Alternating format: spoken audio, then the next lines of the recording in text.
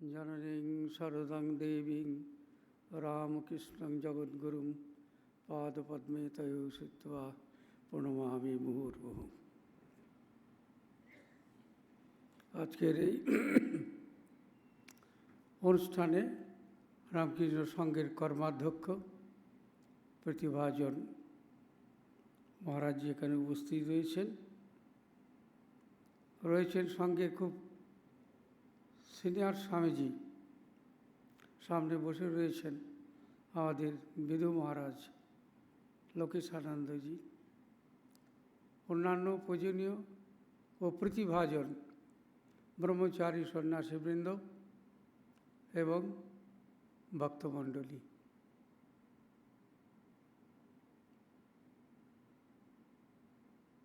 এই হলটির নাম হচ্ছে নাগমশাই হল। তা নাগমশাই সম্বন্ধে দু একটা কথা বলি। প্রথমে নাগমশাই বাংলাদেশের মানুষ ছিলেন, ধর্মপরায়ণ, ন্যায়পরায়ণ, প্রীতিপরায়ণ, সেবা ধর্মে উৎসর্গীকৃত প্রাণ এবং শ্রী শ্রী মায়ের একান্ত প্রিয়জন। মা তার সম্বন্ধে বলেছেন, এত ভক্ত আসছে এমনটি আর পাবার উপায় নেই। অপূর্ব মানুষ ছিলেন। মা তাকে নিজে এক হাতে ধরে তার মুখে খাদ্যদ্রব্য ঢুকিয়ে দিচ্ছেন। মার দিদর্শনে ভাবের ঘরে তার মুখ থেকে কোনো কথা বলতে পারছেন না তিনি, শুধু মা মা মা এই কথা। ঠাকুর যখন অত্যন্ত অসুস্থ হয়ে রয়েছেন, নাগমশাই বলছেন, এই দুঃখ, এই কষ্ট, শারীরিক কষ্ট আমি লাঘব করতে পারি। এবারে ঠাকুরের দিকে যখন উনি যাচ্ছেন, তখন ঠাকুর বলছেন, হ্যাঁ তুমি পারবে, তুমি যেখানে বসেছিলে সেইখানে বসে থাকো। এই নাগমশাই তার বিরাট জীবনী আছে। এবার আমি ধীরে ধীরে আমাদের আসল বিষয়েতে যাই। শুরুর একটা শুরু আছে আর কি, যেটাকে ইন্ট্রোডাকশন বলা হয়। জ্ঞান, ভক্তি, বিবেক, বৈরাগ্য মানুষের জীবনেতে আর্থিক উন্নতি নিয়ে আসে। অর্থ, ঐশ্বর্য, বৃত্ত, সম্পদ, প্রতিষ্ঠা, সাধারণ মানুষ থেকে আমরা সন্ন্যাসী পর্যন্ত এর প্রাপ্তির জন্যে অনেকেই সচেষ্ট হই। স্বামীজি বলছেন, তার আগে ঠাকুরও বলেছেন, ঈশ্বর লাভই মনুষ্য জীবনের উদ্দেশ্য। এই ঈশ্বর লাভ অতি সাধারণ মানুষ থেকে সমাজের তথাকথিত শিক্ষার দীক্ষায় বঞ্চিত তাদের সমাজ থেকেও ধীরে ধীরে উঠে এসেছেন তারা আধ্যাত্মিকতার একবারে উচ্চ অবস্থানেতে। রত্নাকরের কথা, পরবর্তীকালে যিনি বাল্মীকি হলেন, সেই বাল্মীকির জীবনে দেখা যায়, যখন তিনি শুনলেন এই পাপ এবং পুণ্য রয়েছে, পাপ খালনের জন্য তিনি তপস্যা আরম্ভ করলেন। তপস্যা শেষ হওয়ার পরেতে হঠাৎ একদিন তার অন্তরের মধ্যে তিনি উপলব্ধি করছেন, আনন্দে উদ্বেলিত তার হৃদয়,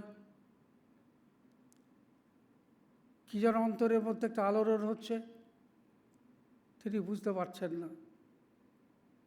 তপস্যা নদীর তীরে তিনি দাঁড়ালেন। তারপরেই দেখছেন এক ব্যাধ, সেই ব্যাধ একটি ক্রৌঞ্চ দম্পতির মধ্যে পুরুষটিকে তীর দিয়ে হত্যা করল। তার দুঃখে দুঃখিত হয়ে সেই বিখ্যাত শ্লোক আছে, মা নিষাদ প্রতিষ্ঠাং তমাগমার শাশ্বতীর সভা, যে তুমি জীবনে কোনোদিন শান্তি পাবে না। মিলনরত এই ক্রৌঞ্চকে বধ করে তেজি যে তুমি যে এত অন্যায় কর্ম করেছ, সারা জীবনে তুমি পরিমাপ করতে পারবে না। এরপরে তিনি নিজে অবাক হয়ে গেলেন, আমার মুখ থেকে কীভাবে বেরিয়ে এলো এই সমস্ত কথা, আমি তো সংস্কৃত পড়িনি কোনো দিন। মা নিষেধ প্রতিষ্ঠাং তমাগ শাশ্বতীর সভা যত ক্রৌঞ্চ মে কমদিনা, তারপরে দু একটি শব্দ মনে পড়ছে না। এর মধ্যে তার সঙ্গে নারদের দেখা হলো। নারদকে বললেন যে আমার অন্তরের মধ্যে একটা যন্ত্রণা রয়েছে, তার সঙ্গে একটি আনন্দ রয়েছে, আমি বোঝাতে পারছি না, বুঝতে পারছি না আমার কি কর্তব্য। হঠাৎ আমার মুখ থেকে শ্লোক বেরিয়ে এলো, আমি শোকে অভিভূত হয়ে গেছি। এই শোক থেকে শ্লোক হলো আর কি। তখন নারদ বললেন যে তুমি অযোধ্যার রঘুপতি রামচন্দ্রের জীবন তুমি লেখো। রামচন্দ্রের যে জীবন, সেই জীবন অতুলনীয় জীবন, ধর্মে অর্থে, সামাজিকতায়, রাজ্যে রাজত্বে, প্রজা পালনে পরহিতব্রতধারী এই রামচন্দ্র মনুষ্য সমাজের প্রধান ব্যক্তি। তিনি বলছেন আমি তো কিছু জানি না, তার এই রাজধর্ম কী, তার এই পূজা পালন কী। তার উত্তরে রবীন্দ্রনাথের ভাষায় বলি, রবীন্দ্রনাথ বলছেন সেই সত্য যা রচিবে তুমি, ঘটে যাতা সব সত্য নয়, কবি তব মনোভূমি রামের জন্মস্থান, অযোধ্যা চেয়ে সত্য যেন। কবি তব মনোভূমি রামের জন্মস্থান, অযোধ্যা চেয়ে সত্য যেন। এই কবি শব্দের অর্থ মা একদিন মহিলাদের বলছেন, মা ওই ক্ষুরস্বধারা নিষেধা দূরত্বয়া দুর্গম পতস্তাৎ কবয় বদন্তি, এই যে কবয় বদন্তি কবি শব্দের মা বলছেন, কবি মানে যারা কবিতা লেখে তারা নয়, কবি মানে হচ্ছে পণ্ডিত। সেই পণ্ডিত মা তো সংস্কৃত পড়েননি, মাও সংস্কৃত বুঝতেন, আর ঠাকুর তো কিছুই পড়েননি স্বভাবতই। তাই সেজন্যে গীতায় ভগবান শ্রীকৃষ্ণ বলছেন না, অপিচে সুদূর আছে আরও ভজতে মহাবনন্য ভাগ, সাধুরেব সব মন্তব্য সম্যক ব্যবস্থিত এইসব। যে অতি দুরাচার ব্যক্তি যদি ঈশ্বরকে ভজনা করেন, তাহলে তিনিও ঈশ্বর লাভ করতে পারেন, ভগবান লাভ করতে পারেন। ক্ষিপ্রম ভবতি ধর্মাত্মা সশচ্ছান্তি নিগচ্ছতি, কন্তেহ প্রতি জানিহি নমে ভক্ত পনেশ্বতী। বলছেন ভগবান শ্রীকৃষ্ণ যে দেখো, অতি দুরাচার ব্যক্তি হয়ে যদি ঈশ্বরের শরণাপন্ন হয়, তাহলে পারে তিনিও ঈশ্বর লাভ করবেন, তারও ঈশ্বরেতে মতি হবে। এখন আমরা আলোচনা করব এই যেমন দুরাচার ব্যক্তি একজন ডাকাত রামায়ণ রচনা করলেন, যুগ যুগ ধরে সেই রামায়ণ পঠিত হচ্ছে। স্বামী শুদ্ধানন্দজি মহারাজ পরম পূজ্যপাত, অত্যন্ত পণ্ডিত, অত্যন্ত ভালো ছাত্র, স্বামীজির পদপ্রান্তে এসে তার জীবন, তার কর্ম, তার চিন্তা, তার আচার আচরণ হঠাৎ হঠাৎ সব পরিবর্তন হয়ে গেল।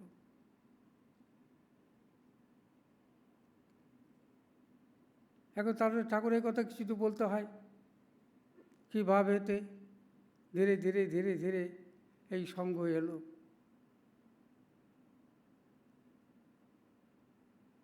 ঠাকুর এসেছিলেন একটি অপূর্ব, অদ্ভুত, সাধারণ মানুষের চিন্তার অতীত একটা জীবন নিয়ে। যে মানুষটি তথাকথিত যে বিদ্যা, সেই বিদ্যা লাভ তিনি করেননি, কারণ তিনি স্বয়ং ছিলেন বিদ্যা। পরা অপরা যে দুটি বিদ্যা, তারই তিনি একটি মানব রূপ ছিলেন। তার সাদাসিধে কথার মধ্যে তিনি বলেছেন, চালকলা বাঁধা বিদ্যা ও হওয়ার দরকার নেই, কিন্তু জ্ঞানের আকর ছিলেন তিনি। দ্বাদশ বর্ষ তিনি সাধনা করলেন।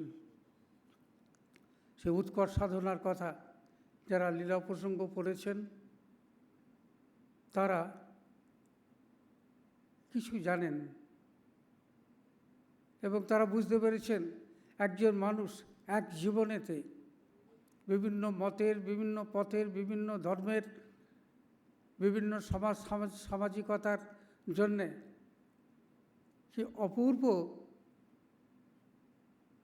জ্ঞান নিয়ে তিনি এই দক্ষিণেশ্বরেতে রয়েছেন। তিনি এসেছিলেন একটি নতুন যুগ সৃষ্টির জন্যে। স্বামীজি বলতেন, নবযুগ ও ধর্ম প্রবর্তক। নবযুগ ও ধর্ম প্রবর্তক ভগবান শ্রীরামকৃষ্ণ। নতুন যুগ, নতুন শাস্ত্র, নতুন দেবতা, নতুন সমাজ, নতুন চিন্তা চেতনা এবং নতুন মানুষ। এই মানুষের কথাই বলে গেছেন পরবর্তীকালে স্বামীজি।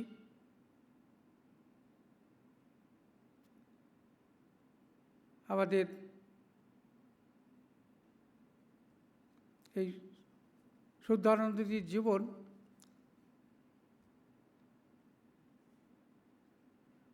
ধীরে ধীরে ধীরে ধীরে আবার একটি পরিবারে তার জন্ম হয়েছে, যে পরিবারটির মধ্যে ধর্মবোধ, সততা, পবিত্রতা এগুলি সমাজের প্রত্যেকটির মধ্যে ধীরে ধীরে ধীরে ধীরে যেন জন্মসূত্রে সেগুলো অনুপ্রবেশ করেছে আর কি।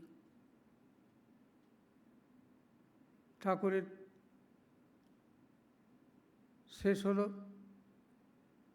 আর সাধনা শেষ হলো। এই সাধনার কি ফল? ঠাকুরের কাছে যারা আসতেন তাদের কথাই তিনি ভেবে, ঠাকুর বলছেন না, কুটির ছাদে উড়ে ডাকতাম, ওরে তোরা কে কোথায় আছিস আয়, তোদের না দেখে থাকতে পারছি না। ঠাকুর জানতেন আমি নতুন যুগের সূচনা করব, আমি দেবতা জ্ঞানে মানুষকে পুজো করব। আমার কাছে গৃহী, সন্ন্যাসী, শিক্ষিত, অশিক্ষিত, ধনী, দরিদ্র কোনো পার্থক্য নেই। প্রত্যেকের মধ্যেই রয়েছেন সে একই দেবতা, এই মানুষ। মানুষ সত্যনাথ দত্তের একটি কবিতার কথা মনে পড়ে যাচ্ছে। কবিতা হচ্ছে, ঘরের ছেলের চোখকে দেখেছি বিশ্বভূপের ছায়া, বাঙালি হিয়া অময় মথিয়া নিমাই ধরেছে গায়া। নিমাই, যে নিমাই পরবর্তীকালেতে তার পাণ্ডিত্য ত্যাগ করে চলে গেছেন জগন্নাথ ধামেতে, দেখিয়েছেন আধ্যাত্মিকতা কাকে বলে, মানুষকে কেমন করে ভালোবাসতে হয়। যুগ যুগ সঞ্চিত দারিদ্র্য, দুঃখ, কষ্ট যারা ভোগ করে এসেছে তাদের জন্যে নিমাইয়ের অন্তরের মধ্যে অপূর্ব ভালোবাসা এসেছে।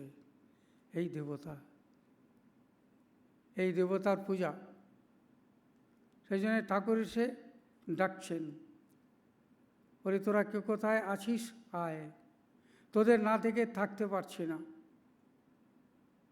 এই ডাক একদিনের নয়, বহুদিন তিনি রেখেছেন। যারা এসেছিলেন, যারা শেষ পর্যন্ত তার সঙ্গে ছিলেন, ঠাকুরের জীবনের শেষ পর্যন্ত যারা ছিলেন তার সঙ্গেতে তাদেরই রাখছেন তিনি তাদের দিয়ে দিয়েছেন সব, যা দেবার দিয়ে দিয়েছেন, যথেষ্ট পরিমাণে দিয়ে দিয়েছেন।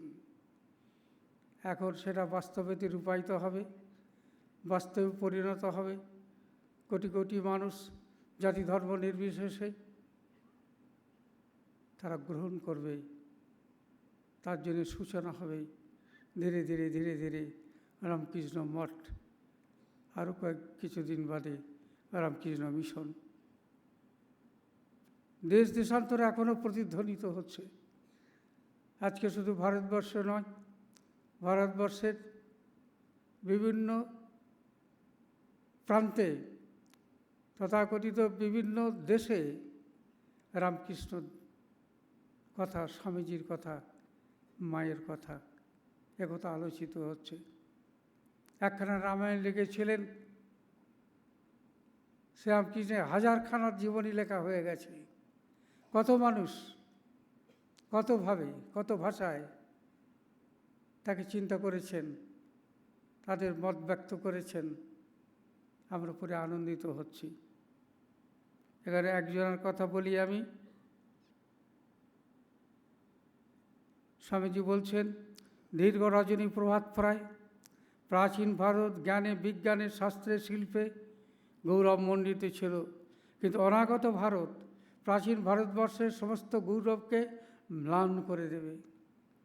আজকে আমরা চোখের সামনে দেখছি 1947 সালের ভারত আর আজকের ভারতবর্ষ পৃথিবীর বুকে একটা নিজস্ব জায়গা করে নিয়েছে। স্বামীজি সম্পর্কে রোমানোরা বলছেন, পৃথিবীর যুগব্যাপী দুঃখ যন্ত্রণা তার চারিদিকে ক্ষুধিত সামুদ্রিক পক্ষীর মতো অহরহ ডানা ঝাঁপছে বেড়াতো। অর্থাৎ স্বামীজির পাশে বলছেন, দুর্বলতা নহে শক্তির আবেগ তার সিংহ হৃদয়ের মধ্যে উদ্বেল হইত। তিনি ছিলেন মূর্তিমান শক্তি, কর্মই ছিল মানুষের কাছে তার বাণী। বিটোফেনের মতো তার কাছেও সকল সদ্গুণের মূল ছিল কর্ম। বলছে না, অতি প্রিয় তার শিষ্যদের বলছে, তোরা মানুষের জন্য কাজ করতে করতে, সেবা করতে করতে মরে যা, আমি দেখে আনন্দিত হই। এই গুরু, এই শিষ্য শুদ্ধানন্দজি মহারাজ এবং তার সঙ্গে অনেকে রয়েছেন। অলৌকিক আনন্দের ভার বিধাতা যাহারে দেয়, তার বক্ষে বেদনা অপার, তার নিত্য জাগরণ। রবীন্দ্রনাথের কথা। যে অলৌকিক আনন্দ, আমাদের সাধারণ মানুষের আনন্দ সব লৌকিক আনন্দ। অলৌকিক আনন্দকে লাভ করতে গেলে মানুষকে অলৌকিক জীবনযাপন করতে হবে। অলৌকিক চিন্তায়, চেতনায়, ভাবে, কথায়, বার্তায়, সংলাপে, আলাপে অলৌকিক জীবন। 1863 সালের ঠাকুরের শেষ হয়েছিল সাধনা। তার পরবর্তীতে তখন আমরা জানি যে কতজন সন্ন্যাসী ভক্ত ছিল, 16 জন। মা হাসতে হাসতে বলেছিলেন, কিছু টাকা লাগবে বলে, 20 টাকা লাগবে বলে বাকিরা আর এলোই না ঠাকুরের সেবার জন্যে। অনেক ভক্ত রয়েছে কাশীপুর উদ্যানবাটিতে তাদের খাওয়া দাওয়ার জন্যে। স্বভাবতই যখন তিনি তোমাদের চৈতন্য হোক বলে আশীর্বাদ করলেন, তখনও প্রায় 30 জনের সংখ্যাটা দেয়া আছে লীলা প্রসঙ্গে, কিন্তু আসলে 20 জন ভক্ত না, 20 জন ভক্ত, হ্যাঁ, 16 জন সাধু আর মহিলা ভক্ত 5 জন। ঠাকুর জিজ্ঞেস করছেন না, লাটু দেখতো কতজন ভক্ত হলো, একটু হিসাব করে।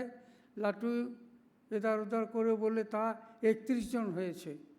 বলে শিখিরে, হ্যাঁ, কত লোক, কত জন আসবে যাবে। বলে গাড়ি কখানে এসেছে আজকে? বলে 17খানা। তখন একটু দেখলে যে লোকজন কিছু এসেছে। এ হচ্ছে ঠাকুর, মজা করতেন তো।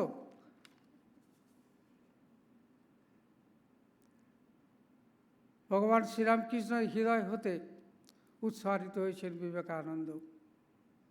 ডেকে আনলেন, সেসব কথা বলতে গেলে সময় কুলাবে না।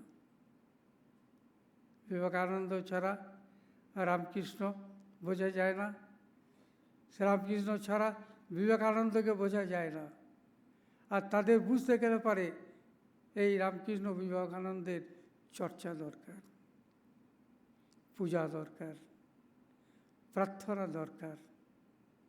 স্বভাবতই এই রামকৃষ্ণ বিবেকানন্দ এই দুনিয়ায়, এই যুগে আমাদের চিন্তা চেতনার বাইরে। বিবেকানন্দের বাণী প্রেম এবং পৌরুষের বাণী, এত হৃদয়বত্তা, এত মনুষ্যত্ববোধের পরিচিতি, এত মানুষকে ভালোবাসা, এত দুঃখী ভুকির জীবন যন্ত্রণার শরিক হওয়া। প্রথমে শ্রুতি, তারপরে যুক্তি, তারপরে অনুভব। শ্রুতি আমাদের বেদান্ত শাস্ত্র আদি, সেটি যুক্তি দিয়ে বুঝিয়েছেন স্বামীজি, এবং সেটি অনুভব করার জন্যে বারবার সচেষ্ট হয়েছেন, অন্যদেরও বলেছেন। স্বদেশ প্রেমিক এক সন্ন্যাসী, যুগ যুগ ধরে সন্ন্যাসী সম্প্রদায় কী করেছেন? পরিব্রাজক হয়ে ঘুরেছেন, ভিক্ষা করেছেন, আধপেটা খেয়েছেন, এনারাও করেছেন, স্বামীজিও করেছেন, গুরুব্রতরা করেছেন, সব জায়গায় করেছেন। ধীরে ধীরে ধীরে ধীরে ধীরে ধীরে তাদের মত চিন্তা চেতনা এসেছে যে না, আশ্চর্য বিষয়।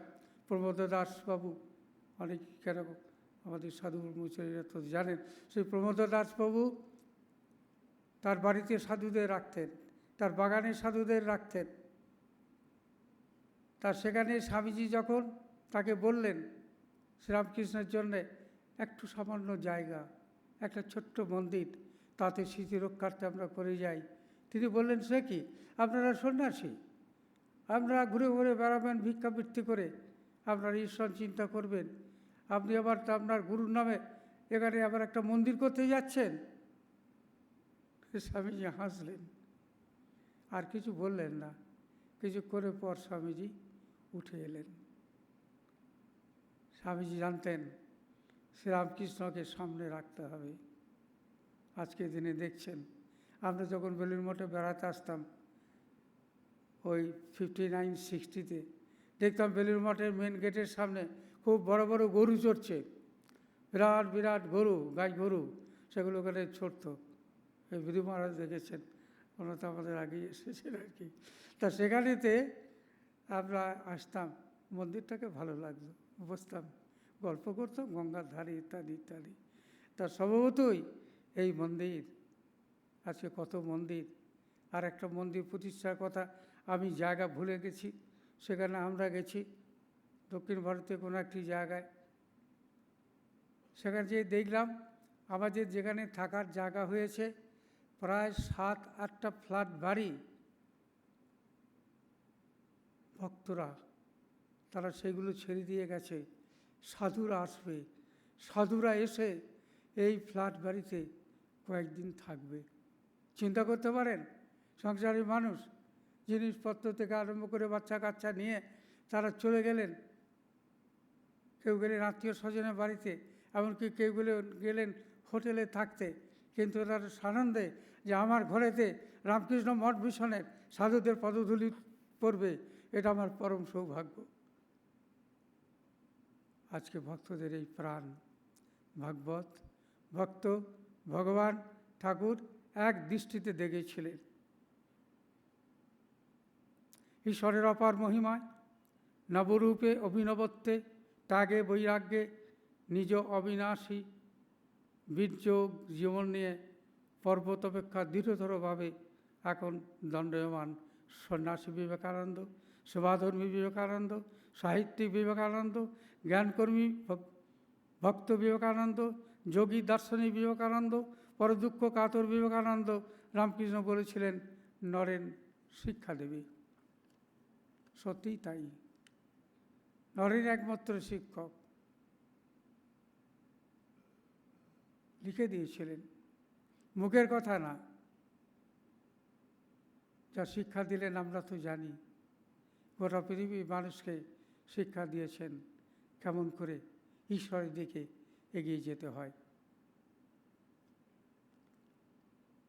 এবার আসল বক্তব্যে আসি।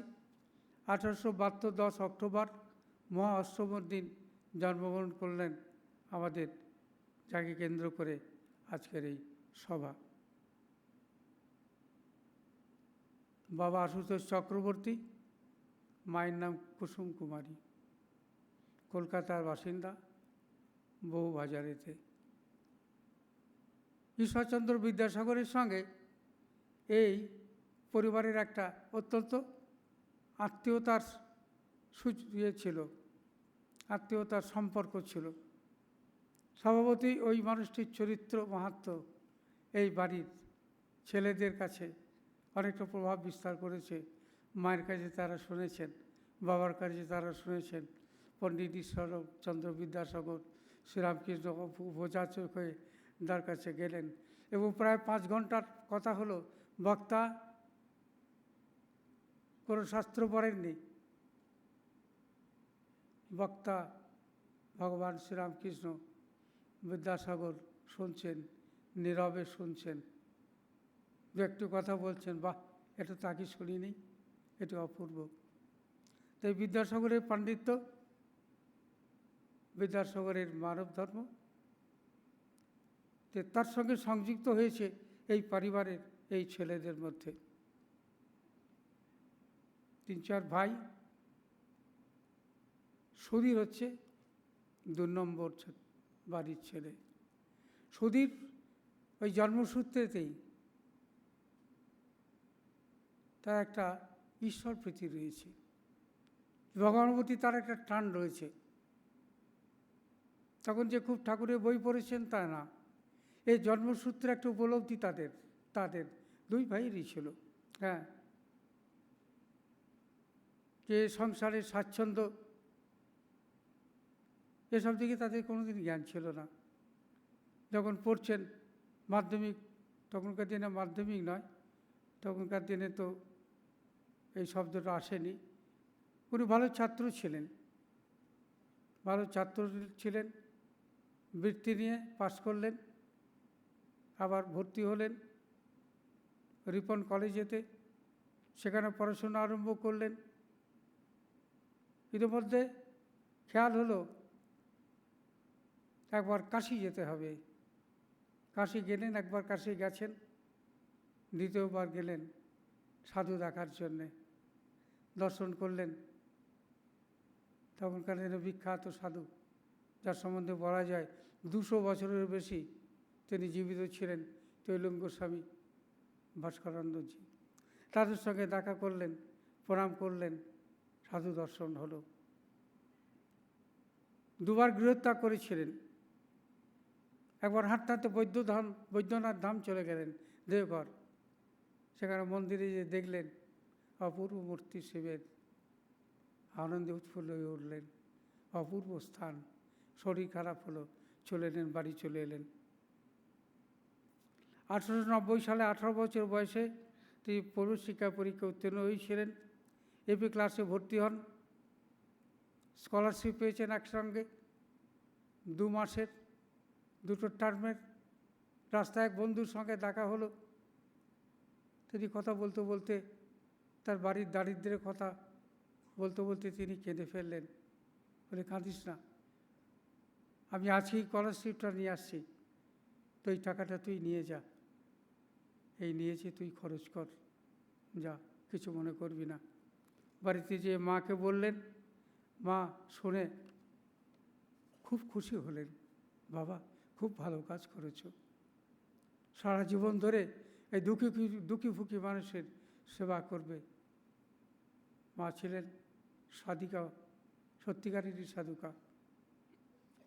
এরপরেতে সুধীর একটি ছোট্ট আশ্রম স্থাপন করলেন। আরও যারা রয়েছে তাদের নাম পরে আমি আসছি। সেখানেতে যারা চাইবে তারা আসবে। এই 5-7 জনেরা এক জায়গায় বসে ধর্মচর্চা করছেন, শাস্ত্রচর্চা করছেন। স্বভাবতই অন্তরের মধ্যে যে ভাব, পারস্পরিক আলাপ আলোচনাতে মাঝে মাঝে একজন শাস্ত্রজ্ঞ পণ্ডিতকে এরা ডেকে আনতেন, তিনি অত্যন্ত আনন্দিত হতেন। এবং এসে তাদের বলতেন, হ্যাঁ এগুলো করো। তার মুখ থেকে কোনো কোনো সময় শ্রীরামকৃষ্ণের কথা তারা শুনতে পেতেন। এরপরে ধীরে ধীরে যারা আসতে লাগলো, এদের নাম খগেন, স্বামী বিমলানন্দ, কালীকৃষ্ণ, স্বামী বিরজানন্দ, হরিপদ, স্বামী বোধানন্দ, গোবিন্দ, স্বামী আত্মানন্দ, সুধীর, স্বামী শুদ্ধানন্দ, সুশীল, প্রকাশানন্দ। সুধীর আর সুশীল এরা দুই ভাই। দাদাকে না বলে সুশীল এসে সঙ্গে যোগদান করেছে বরানগর মঠেতে। দাদা যখন ঘুরে এসে শুনল, তাহলে আমি কেন সংসারে পড়ে থাকবো, আমিও তো ইচ্ছা করলে পারি। এর মধ্যে সাধুদের সঙ্গে যোগাযোগ হয়েছে, তিনিও চলে এলেন। শুনলেন মায়ের মন, তথাপি মা অখুশি হলেন না। আমরা শুনেছি স্বামী বিরজানন্দজি যখন ওই প্রথম উনি আসতেন খুব বেশি বরানগর মঠেতে, রামকৃষ্ণানন্দজির কাছে অঙ্ক শিখতে আসতেন। হ্যাঁ, সে অঙ্ক আর কোনোদিন শেখা হলো না, অঙ্কের বই খোলা হলো না। ধীরে ধীরে তিনি সন্ন্যাস দিতে আসছেন। মা তার পোশাক পরিচ্ছদ, ধুতি চাদর গেরুয়া মাটিতে ছাপিয়ে দিয়েছেন, সাজিয়ে দিয়েছেন সন্তানকে। এই মা শাশ্বত জননী সত্তা কীভাবে সন্তানকে সর্ব উৎকৃষ্ট জীবন দিতে পারে, শাস্ত্রে আমাদের বহু সাধুর জীবনে এরকম মাও আছেন, যে নিজের ছেলেকে বেলুড় মঠে দিয়ে গেছে, নিজের ছেলেকে সাধুবাদ জন্যে প্রেরণা জুগিয়েছে। অতএব সুধীর এবং সুশীল এরা দুই ভাই। এই সময়তে সুরেশ দত্ত লিখেছেন যে পরমহংসের উক্তি, সেটি একটি বইটি চালু হয়েছে, সামান্য পুস্তিকা আকারে লেখা হয়েছে, শ্রী শ্রী রামকৃষ্ণ কথামৃত। যজ্ঞোদ্যান এখন আমরা সকলে চেনেন, রামচন্দ্র দত্ত, সেখানে একটি পরিমণ্ডল সৃষ্টি হয়েছে, যেখানে যারা জপ ধ্যান করতে চায়, ঠাকুর স্বামীজি মাকে নিয়ে আলোচনা করতে চায়, তারা সেখানে আসবে। 1886 অক্টোবরে তো বরানগর মঠ হয়েছিল। একটা ভাড়া বাড়িতে এরা একটি আশ্রম তৈরি করলো। সে আশ্রমটির নাম দিল ব্রহ্মচর্য আশ্রম। এর মূলে ছিলেন স্বামী ত্রিগুণাতীতানন্দজি। তার সঙ্গে এদের সব একটা পরিচিতি ছিল, এদের তিনি ডাকতেন। কলেজে পড়ার সময় তারা দেখা করতে গেছেন তখনকার দিনের বিখ্যাত যোগী শ্যামাচরণ লাহিড়ীর শিষ্য পঞ্চানন ভট্টাচার্যের কাছে, কিভাবে যোগ শিক্ষা করা যায়, যোগ শিক্ষা করলে কিভাবে শরীরে মনেতে শক্তি আসে, যোগ শিক্ষা কিভাবে ধীরে ধীরে ঈশ্বরের কাছে পথ দেখাতে পারে। 1893 সালের স্বামীজির চিকাগো বক্তৃতা স্বামীজিকে জনসমক্ষে নিয়ে এলো, স্বদেশে বিদেশে। তখনকার দিনে কেশববাবুর ইন্ডিয়ান মিররেতে ওগুলো অনুবাদ করে সেগুলো ওই একটা দেয়ালেতে মেরে দিতে হতো। বহু যুবক স্বামীজির নামে তখন সব পাগল হয়ে গেছে, তারা ঠেলাঠেলি করে পড়তো। আজকে স্বামীজি কোথায় কি বলেছেন, আজকে স্বামীজির বিষয় কি ছিল, স্বামীজিকে তারা তখন কেউ দেখেনি। স্বভাবতই সেই স্বামীজির সাক্ষাৎ লাভের জন্যে তারা, কিন্তু এরা তখন আলমবাজার মঠে যেতে আরম্ভ করেছে। অদ্বৈতানন্দজির সাহচর্যের নির্দেশে সুধীর তপস্বীভাবে অনুপ্রান্ত হয়ে আবার কাশী গেলেন। সেখানে কিছুদিন থাকার পর শরীর খারাপ হলো, ফিরে এলেন তিনি। রিপন কলেজের ছাত্র মনে মনে ঠিক করলেন আর না, এবার সঙ্গে যোগদান করতে হবে। যখন স্বামীজি আসছেন 1897 সালের ফেব্রুয়ারি স্বামীজি শিয়ালদহ স্টেশনে আসছেন। এরা সব চলে গেছে, কিন্তু সুধীর এমন এক টাকায় যে জায়গায় দাঁড়ালো, স্বামীজি সেই গেটের সামনে দাঁড়িয়ে সমবেত ভক্তমণ্ডলীকে জোরাত করে দাঁড়িয়ে আছেন। তিনি সুধীর দেখলেন, দেখে মুগ্ধ হয়ে গেলেন। তারপরে তো আপনারা জানেন, সময় নাই বিশেষ, সেই জন্যে সংক্ষেপ করছি। তারপরে একজন নিয়ে এলেন, স্বামীজির গুরু ভ্রাতা, যে স্বামীজি এই ছেলেগুলি আপনার খুব অনুরাগী, অ্যাডমায়ারের কথা বলেছিলেন আর কি। স্বামীজি দেখলেন, বলে দেখলেন, হ্যাঁ তা তো ঠিক, কিন্তু এদের শরীর স্বাস্থ্য ভালো নয়। যাই হোক, আমাকে এদের নিয়েই কাজ করতে হবে। তিনি দেখেছেন এরা আমার কাজের জন্যে আমার কাছেই থাকবে এরা। পরবর্তীতে বললেন যে শরীরটাকে বাবা একটু শক্ত করো। স্বামীজির সঙ্গে সুধীরের এই দ্বিতীয়বার দর্শন কাশীপুর উদ্যানবাটি। স্বামীজি বললেন, উপনিষদ পড়েছ? বলে, না, উপনিষদ পড়ি নাই। কি পড়েছ? তা গীতা পড়েছি। তা গীতা কিছু আবৃত্তি করতে পারবে? বলে, হ্যাঁ তা পারবো, করো। অর্জুন যে প্রার্থনা করছেন ভগবান শ্রীকৃষ্ণের সামনে, সেই কয়েকটি শ্লোক তিনি আবৃত্তি করলেন।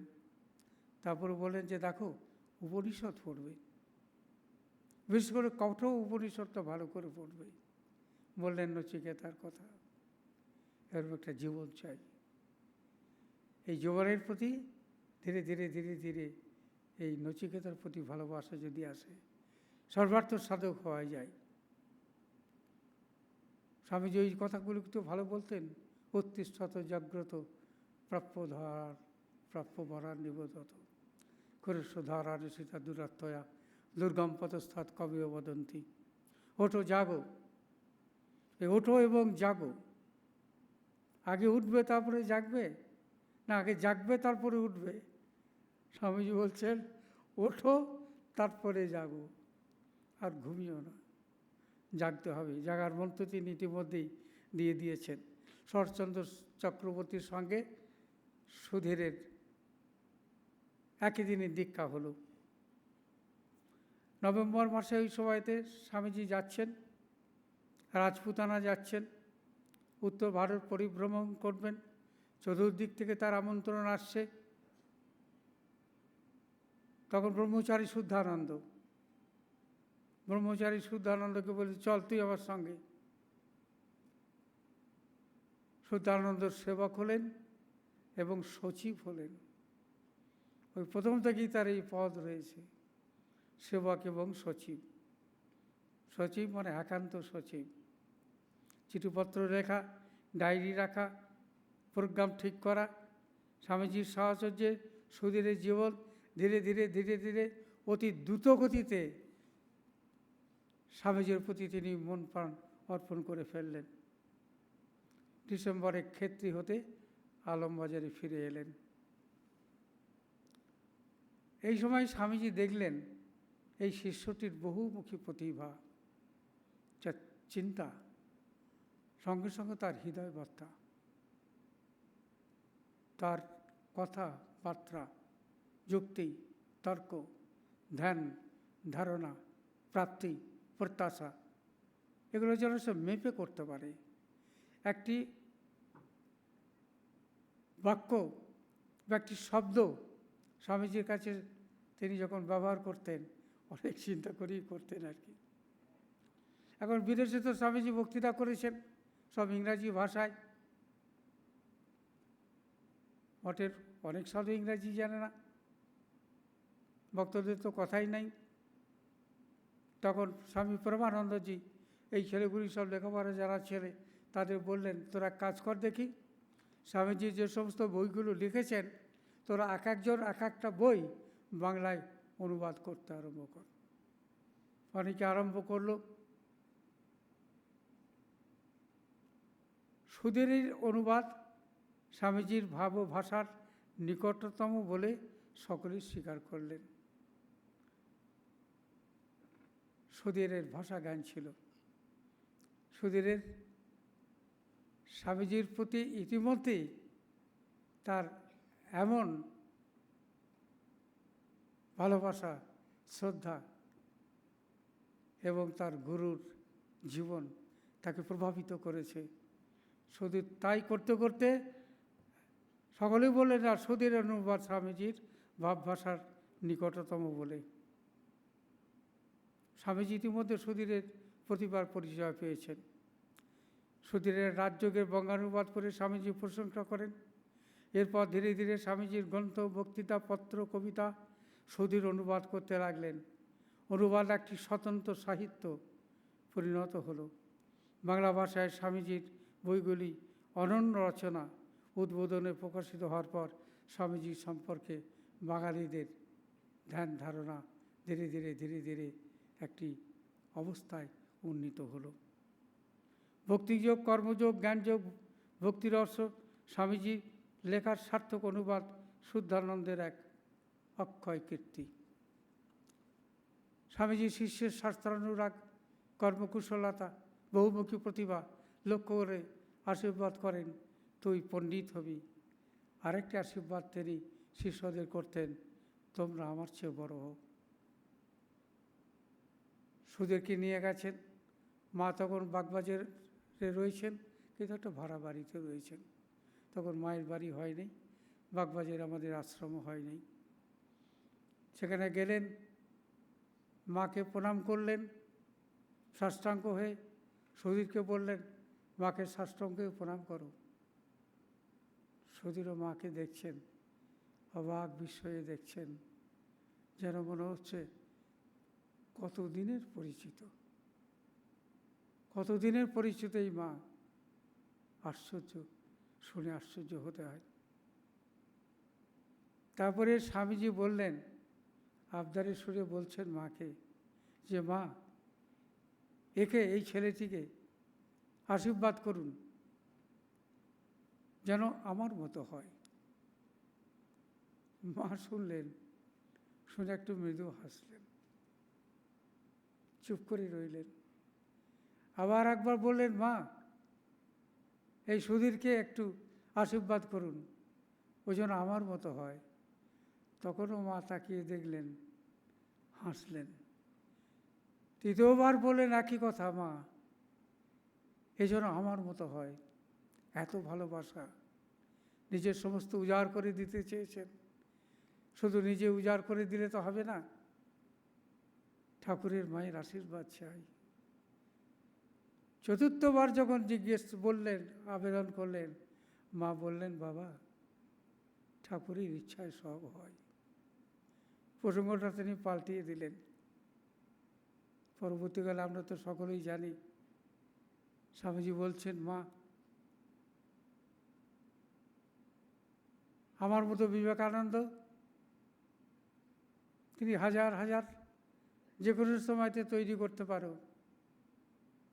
এটা যেমন সত্য, তেমনি সত্য এই যে তোমার মতো মা জগতে ওই একটাই, এর আর বিকল্প নেই, এরকমটি আর হবে না। সত্যি কথাই, আমাদের মায়ের এই যে জীবনী, আমাদের মায়ের হৃদয়বত্তা, মায়ের সন্তান স্নেহ, মায়ের মানবপ্রীতি, মায়ের সমাজ, এই সমাজের বিভিন্ন শ্রেণীর মানুষের প্রতি প্রিয়জন সুলভ, সন্তান সুলভ ভালোবাসা, প্রীতি, তাদের জন্য দুর্ভাবনা, এই একমাত্র মা। প্রাচীন ভারতবর্ষের নারী জাতি, বৌদ্ধ ধর্ম সেখান থেকে আরম্ভ করে, জৈন ধর্ম সেখান থেকে আরম্ভ করে, হিন্দু ধর্ম সেখান থেকে আরম্ভ করে, যত মহিলা জন্মগ্রহণ করেছেন, যত মহিলার জীবনেতে শাস্ত্র, বিদ্যা, ত্যাগ, তপস্যা, তাদের সমস্ত সবটুকু শেষকালে এসে মায়ের অন্তঃকরণের মধ্যে জমা হয়ে গেছে। তাই দিয়ে মা গোটা পৃথিবীর মানুষকে, এই যে দেখছেন মায়ের ছবি রয়েছেন, মিসেস অলিভ বুল, তিনি মায়ের কাছে অনেক দিন ছিলেন, বাংলা জানতেন না। মা নিবেদিতার কাছে শুনে নিতেন ও কি বলছেন। অলিবুল চলে যাবে, মায়ের একটি ফটো চাইছেন। মা বলছেন, তখনকার দিনে মেয়ে মানুষের আবার ফটো, মা রাজি হচ্ছেন না, হাসছেন।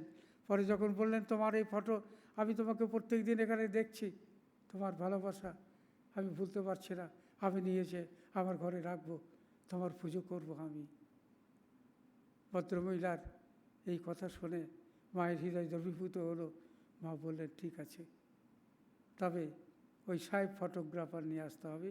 হ্যারিংটন সাহেব সম্ভবত, তিনি ফটো তুললেন। 30টা স্ন্যাপ নেওয়া হলো, মাকে দেখানো হলো, দেখো মা তোমার কোন ছবিটা।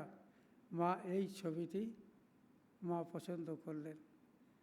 একে রামকৃষ্ণ মঠ মিশনের বিভিন্ন আশ্রমে থেকে আরম্ভ করে দেশে বিদেশে ভক্তমণ্ডলীর বাড়িতে এই একটাই ছবি পূজিত হচ্ছে, এই মা, এই মা অপূর্ব। অনেক শিক্ষিত যুবক আসছেন, মঠের কিছু নিয়ম নীতি তৈরি করা দরকার। স্বামীজি বলছেন, একজন লেখ আমি বলি, কেউ ভয়ে এগিয়ে আসছে না। তখন সুধীর কি আসতে হলো, সুধীর এলেন। স্বামীজি বলছেন, এরকম লেখ, এরকম লেখ, আর দেখবি যেখানে কোনো নেগেটিভ কিছু রয়েছে সেটা রাখবি না। সেটা লিখলেন তিনি। 1898 16 সেপ্টেম্বর ব্রহ্মচারী শুদ্ধানন্দ স্বামী নিরঞ্জনানন্দের কাছে আনুষ্ঠানিক বিরজা হোম করে সন্ন্যাস নিলেন ঠাকুরের প্রতিকৃতির সামনে। 19 জুনের শেষে শুদ্ধানন্দকে দিয়ে একখানি পঞ্জিকা নিয়ে এসে স্বামীজি ঠাকুরের মতোই উল্টাতে আরম্ভ করলেন। দেখছেন দেখছেন পাতা উল্টিয়ে যাচ্ছেন। ধীরে ধীরে ধীরে ধীরে তিনি পাঁচিটা বন্ধ করলেন। শুদ্ধানন্দ 1903 সালে বেলুড়মঠের ট্রাস্টি ও যুগ্ম সম্পাদকের দায়িত্ব নেন। শুদ্ধানন্দজির তত্ত্বাবধানে একটা ছাত্রাবাস তৈরি হয়েছিল বেলুড়মঠেতে। বেশি দিন ঠিক মতো চালানো গেল না। স্বামী অরূপানন্দজি সংগৃহীত যে সেই মায়ের কথা, সারদানন্দজি ও শুদ্ধানন্দ এটি ভালো করে দেখে এটি ছাপা হলো। মায়ের জীবনের বহু ঘটনা আপনারা যারা পড়েছেন তাদের মধ্যে এটা রয়েছে, যারা পড়েন নাই মায়ের কথা পড়বেন। 1926 এপ্রিলে বেলুড়মঠের প্রাঙ্গণেতে তৎকালীন অধ্যক্ষ সংঘগুরুর সভাপতিত্বে মঠ মিশনের প্রথম মহাসম্মেলন হলো। ধীরে ধীরে ধীরে ধীরে এগিয়ে যাচ্ছে বেলুড়মঠ। অনেক সাধু সংখ্যা বেড়েছে, অনেক ব্রহ্মচারীর সংখ্যা বেড়েছে, অনেক ভক্ত সংখ্যা বেড়েছে, দেশি বিদেশি মানুষের যাতায়াত বেড়েছে। স্থানীয় মানুষ যারা বেলুড়মঠে তখনকার দিনের বিভিন্ন ভাবেতে ত্রুটি বিচ্যুতি ধরার জন্যে উন্মুখ হয়ে থাকতো, স্বামীজি কায়দা করে দুর্গাপুজো করলেন। পরবর্তীকালে ধীরে ধীরে তারা সেখানে এসে হাজির হলো। এরপরে অন্তর্ধান হয়ে গেল। ধীরে ধীরে মায়ের অন্তর্ধানের পর ব্রহ্মানন্দজি, তরি আনন্দজি, অদ্ভুতানন্দজি মর্তধাম ত্যাগ করলেন। সারদানন্দজির কর্মভার দেওয়ার মতো যোগ্য সাধু ছিলেন একমাত্র তখনকার দিনের বলতে গেলে শুদ্ধানন্দজি। তার দায়িত্ব, তার চেতনা উভয় একসঙ্গে অনেক কাজ করেছেন। সেই কাজের কর্মপদ্ধতি, তার ভাব, তার ভাষা এবং তার নিজস্ব অন্তরের মধ্যে যে চেতনা ছিল তা দিয়ে তিনি সুষ্ঠুরূপে গুরুভার গ্রহণ করলেন। কতক্ষণ সময় আছে আর? হ্যাঁ, শেষ হয়ে গেছে। হ্যাঁ, সময় শেষ হয়ে গেছে। যখন সময় সম্বন্ধে আমাদের সচেতন হতে হবে, সময়ের মর্যাদা দিতে হবে। আজকে এই পূর্ণ দিনে আপনারা এসেছেন, আমার সাধ্যমতো আমি চেষ্টা করছি বলতে। মায়ের কাছে প্রার্থনা করি আপনাদের সাংসারিক সুখ স্বাচ্ছন্দ্য, শান্তি আসুক। আপনারা বেলুড় মঠে আসবেন, এটা আপনাদের আর একটা নিজস্ব বাড়ি মনে করে আসবেন। আপনারা সবাই সাধু, ভক্ত, নারী, পুরুষ, আমরা সব বেলুড় মঠের মানুষ। এই মঠ একটা সার্বজনীন ঈশ্বর সত্তার একটা প্রাণ প্রেরণা রূপে রয়েছে। ভালো থাকুন, অন্যদের ভালো রাখার চেষ্টা করুন। তুমি রবে নীরবে হৃদয়ে মম, হৃদয়ে যখন শুকায় যায় করুণা ধারায় এসো। হরি ওম তৎসৎ, হরি ওম তৎসৎ, হরি ওম তৎসৎ।